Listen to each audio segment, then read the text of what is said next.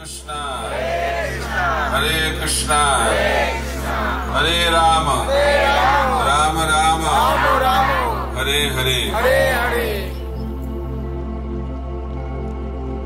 আমরা কৃপণ বলতে কাকে বুঝি না, যে ব্যক্তির অনেক ধন সম্পদ আছে কিন্তু খরচ করে।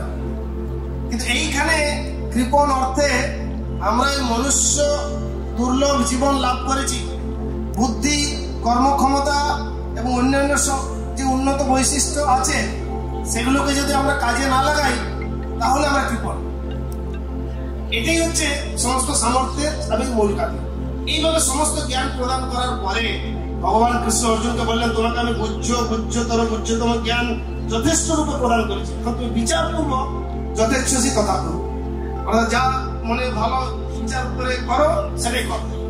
অর্থাৎ ভগবান আমাদের ক্ষুদ্র স্বাধীনতায় হস্তক্ষেপ করেননি। আমরা ভগবানকে স্বীকার করে এই সমস্ত বহুবিধ ভগবানের সেবামূলক কর্মে প্রবৃত্ত হতে পারি, নাও হতে পারি।